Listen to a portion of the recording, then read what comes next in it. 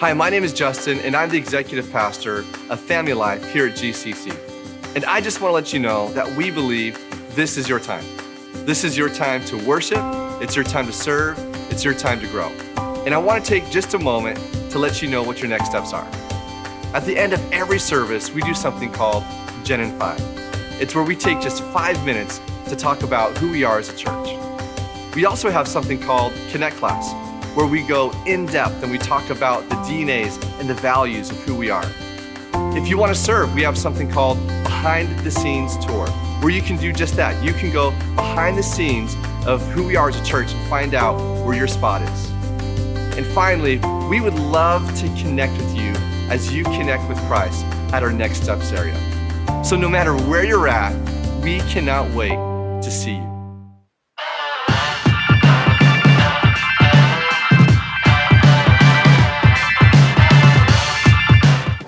Hey there, I want to welcome you to this week's Deeper Dive. I hope that you're having a great week, and I hope that you were able to either tune in online and watch this week's sermon series, or you were with us here live at GCC. But we are finishing up. This is the last message in the series, These Things I Leave You. Jesus does not leave us empty-handed. He's technically with the Father, and I've been excited about this message because it kind of fills in the gaps of, well, Jesus left, where did he go? He has gone to prepare a place for us. And so the focus of this week is all about heaven. And as I'm sure I'll probably say in my message this week, I need to apologize. I don't think I talk enough. I don't think we emphasize enough the anchor that heaven is, the hope that heaven is.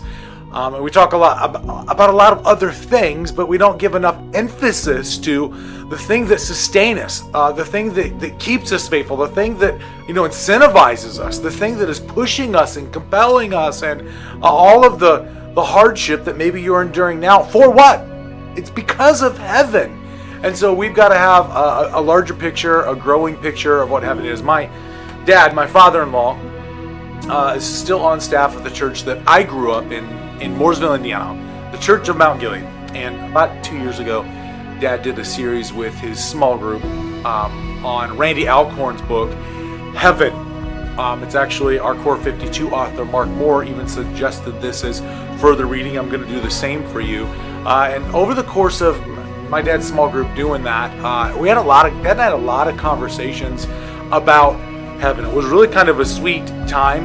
We talked about what he thinks about so many different facets of heaven. The book of Ezekiel tells us a lot about the larger cosmic story that's playing out between good and evil. And also the book of Isaiah's got a ton of clues. And truly, we really have a very accurate view of what heaven will be like. We know the most important things. We know the things that we need to know on top of everything. And so what I would challenge you to do this week is dive into John's picture, John's revelation of heaven. John is caught up, and God pulls back human eyes and lets him see with spiritual eyes the kingdom that he is building for us. A literal city, I believe, that will descend on in Old Jerusalem, and this world will be washed away, and new will come, and that new will be a city with 12 gates. And as you watch this week's message, you'll start to get an idea of just the size of the city and the scope of the project, and that it could work. It could inhabit all of those who have ever believed in Jesus Christ. May your strength, may your faith be drastically strengthened.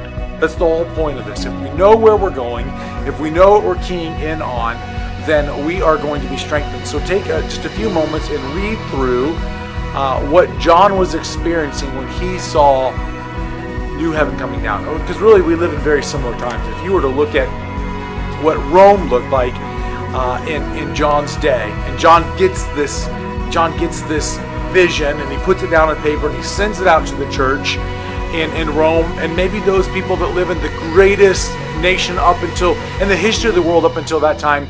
They look at all of the power and the majesty and the winning that Jesus is going to do when he returns again.